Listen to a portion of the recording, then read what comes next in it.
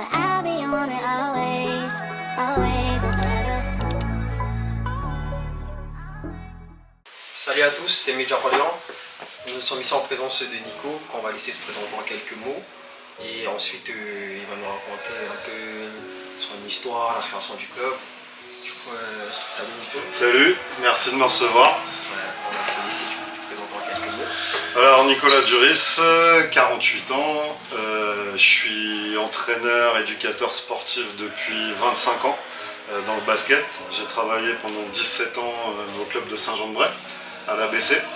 Et lorsque ça s'est terminé en 2016, j'ai cofondé avec des amis le Nécotin Basket, voilà, dans mon quartier, dans le quartier où j'habitais, donc à l'Argonne, le quartier même plus du Nécotin, Belleneuf-Argonne, d'où les initiales NBA, Nécotin Basket. Voilà. Du coup, en parlant de basket, création, et du coup, pourquoi Nécotin, pourquoi le club Nécotin?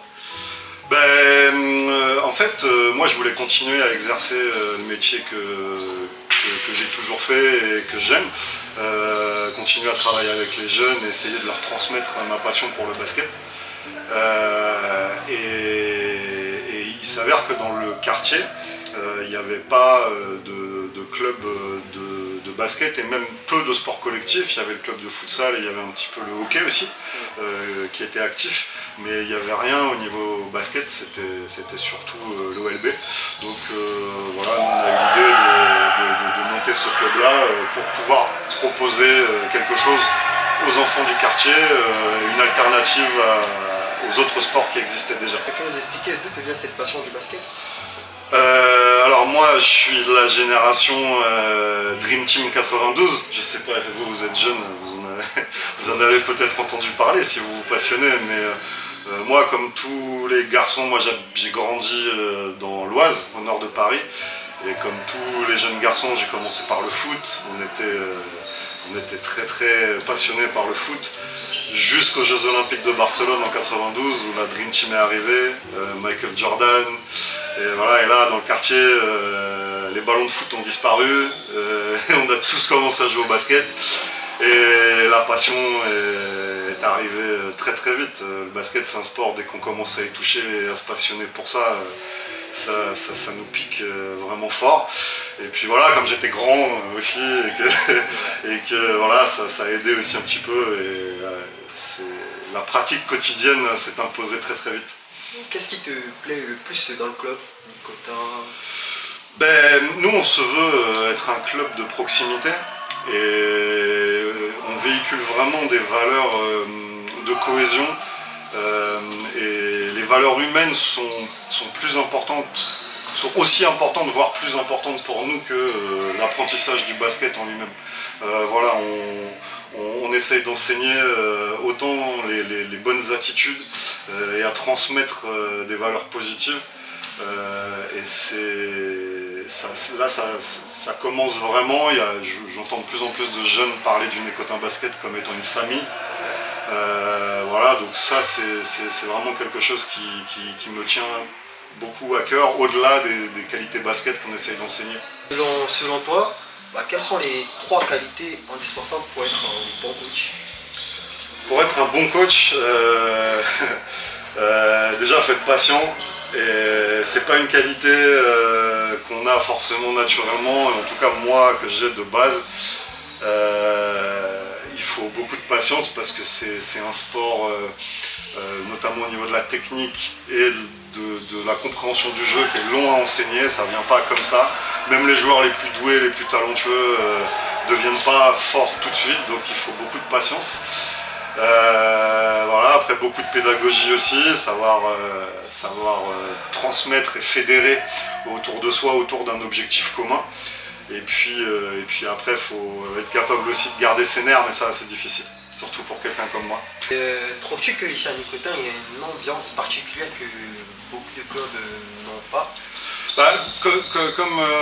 Comme j'ai dit tout à l'heure, nous, de par le fait qu'on soit vraiment un club de quartier à la base, même si on prône l'ouverture et on a des gens de tout Orléans, on a des gens de Saint-Jean-de-Bray, même d'un peu partout sur l'agglo qui viennent jouer au basket chez nous, on reste quand même un club de proximité.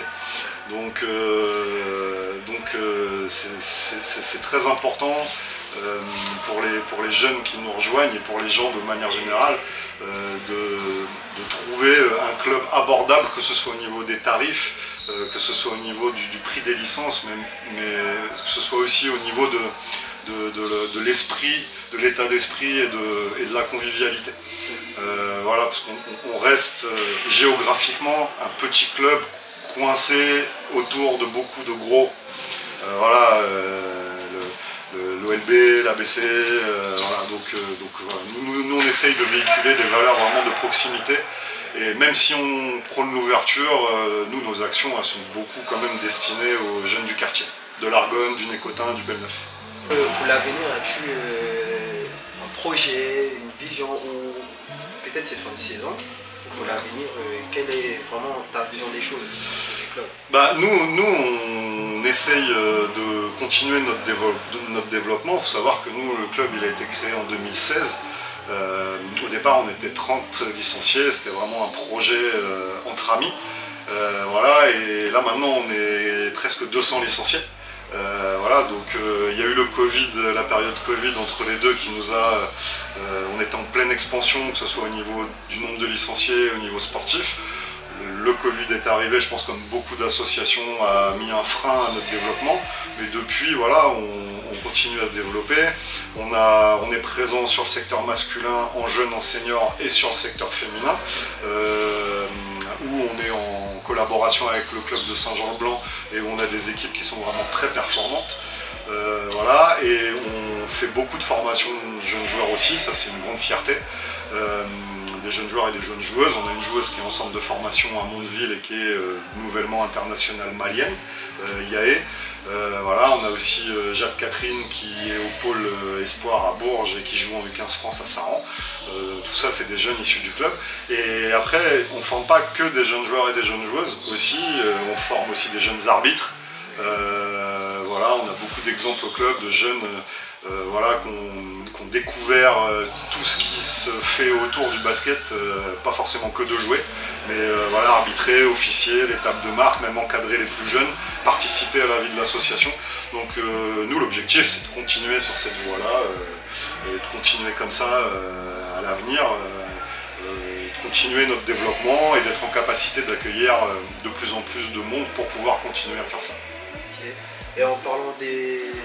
Tu nous as un peu expliqué qu'on a des joueurs et des joueuses qui sont sortis ici, qui sont actuellement de formation. Ouais. Pardon. J'allais te poser une question pour toi. Quel est le joueur ou la joueuse que franchement tu te dis qu'il peut aller loin, qu'on peut suivre peut-être dans l'avenir Bah, c'est difficile c'est difficile pour moi de mettre en avant des individus parce qu'on prône aussi des valeurs ici, beaucoup de partage et de valeurs collectives. Donc c'est pas facile de mettre en avant des individus. Après, moi je suis particulièrement fier évidemment de Jade Catherine et Yaé, puisque voilà, elles ont commencé au Nécotin Basket et maintenant elles sont dans le cursus du haut niveau, ce qui ne veut pas dire qu'elles vont jouer au haut niveau plus tard, mais en tout cas elles ont les pieds en tout cas dedans pour faire ce qu'il faut pour. Donc ça c'est une fierté. Mais après il y a d'autres fiertés, notamment le fait que on puisse ouvrir notre équipe senior donc, qui joue à un bon niveau là en PRM, qui joue les premières places et qu'on aimerait voir monter en championnat régional à court terme. On fait jouer beaucoup de jeunes issus du club dans cette équipe là, on essaye d'ouvrir au maximum. Je peux citer des garçons comme Nello, je peux citer des garçons comme Wail aussi, à qui on a vraiment la volonté de faire de la place pour déjà les récompenser de leur investissement et de leur travail, mais pour aussi montrer à tous les autres jeunes du club que avec du travail, le club, enfin les équipes premières du club leur ouvriront grand les bras s'ils le méritent et que voilà, la place c'est aussi leur club, quoi. Bon, là on va un peu aller dans le fun parce que tu nous as dit, tu nous as expliqué que il y a des équipes en PRM, voilà, tu essaies de former beaucoup de jeunes. Et penses-tu qu'avec l'équipe Nécotin, si tu devais jouer un match avec les Lakers, penses-tu que vous avez une chance de pouvoir les gagner? Alors c'est marrant que tu prennes l'exemple des Lakers parce que ceux qui me connaissent bien le savent, je suis pas le plus grand fan de LeBron James. Donc j'aurais envie de dire que on arriverait à jouer contre eux, mais la vérité c'est que je crois qu'on toucherait même pas le ballon.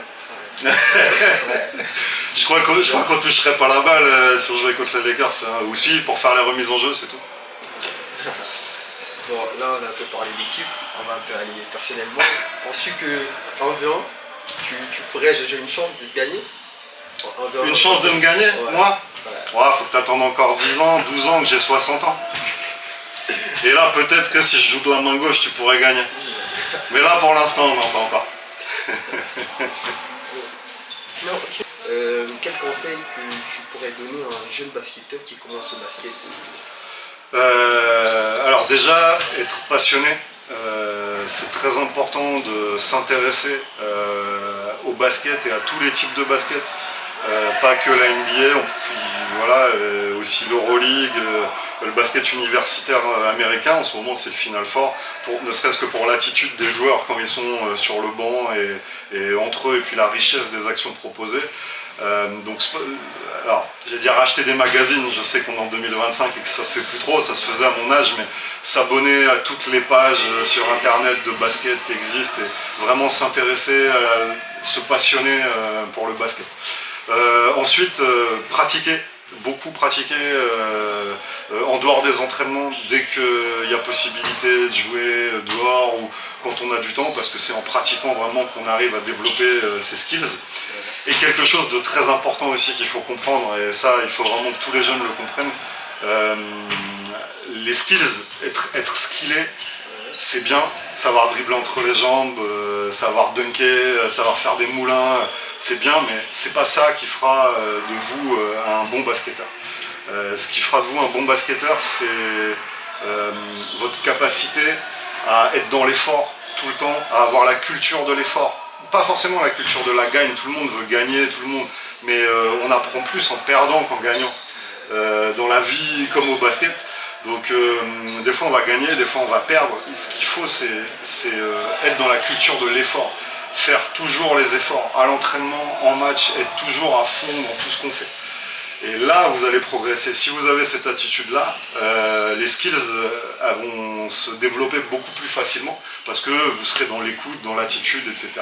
Et puis ensuite, il n'y a pas de secret, c'est la rigueur, la discipline, arriver à l'heure aux entraînements, être respectueux des coéquipiers, être respectueux du coach, évidemment, être respectueux des adversaires, du public, des lieux, toujours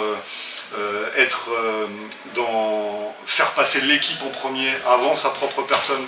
Voilà, savoir bien se comporter quand ça va pas, quand c'est dur, parce que savoir bien se comporter quand on gagne et quand ça va, c'est quelque chose déjà qui n'est pas facile, mais voilà, mais on voit les vrais joueurs qui vont réussir, c'est en voyant leur capacité à se comporter comme il faut quand c'est dur. Voilà, donc la passion, la pratique et voilà, le bon état d'esprit, la culture de l'effort, voilà tout ce qu'il faut pour progresser au basket. Tu nous as un peu parlé comment être un bon basketteur, comment un peu avoir l'attitude. Là on va un peu parler, imaginons qu'est-ce que tu vas attendre d'un jeune basketteur qui veut s'inscrire dans le club. Quel est le premier type basket que tu attendrais d'un jeune joueur? Tu veux dire une particularité d'un joueur qui sortirait d'une écotin?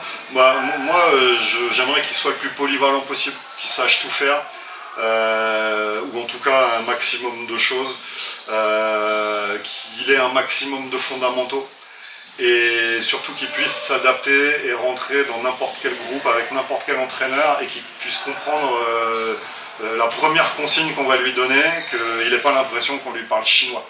Qu'il sache déjà si on lui parle d'un pick and roll, si on lui parle d'un step out, si on lui parle voilà, d'une défense combinée, de choses comme ça. J'aimerais qu'il puisse répondre à ça de manière positive et voilà, qu'il ait eu une éducation basket complète. Voilà. Ok. Et pour terminer, j'avais une dernière question. Peux-tu nous dire une petite anecdote qui s'est effectuée dans le club? Marrant. Bah, une anecdote en particulier, il y en a trop, et, je pourrais pas en dégager une, mais sans en dégager une, je vais parler plus en globalité. Je garde un souvenir vraiment spécial de la première saison du club. C'était donc toute la période entre 2016 et 2018 où on était une équipe de copains, voilà, des gens que je connaissais un peu de partout qui m'ont rejoint et on a passé, donc on a été champion de DM4 et l'année d'après on a fait le doublé des DM3 et on a gagné la Coupe du Loiret et on était une équipe de copains et on faisait beaucoup la fête. Comme on avait tous joué à un bon niveau et qu'on avait démarré à un petit niveau, il y avait des grosses différences de niveau.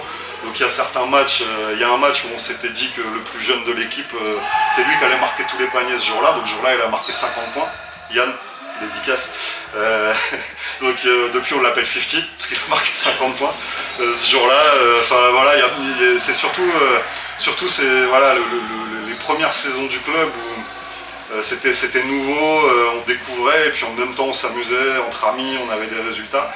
Et puis même si la vie, les événements de la vie fait que maintenant, il y en a certains qui sont toujours là, mais il y en a certains qui se sont éloignés, il y en a certains on s'est un petit peu perdu de vue. Mais moi je pense toujours fort à eux et ils seront toujours les bienvenus. D'ailleurs il faut qu'ils se préparent parce que l'année prochaine il y a les 10 ans du club. Et on va fêter les 10 ans du club, du coup on va inviter pas mal de monde, on va faire un petit événement autour de ça, notamment les gens du début, mais ouais, je garde principalement des très très bons souvenirs des débuts, ouais, des premières années. Ok. En tout cas, merci à tous de nous avoir écoutés, c'était Média Orléans.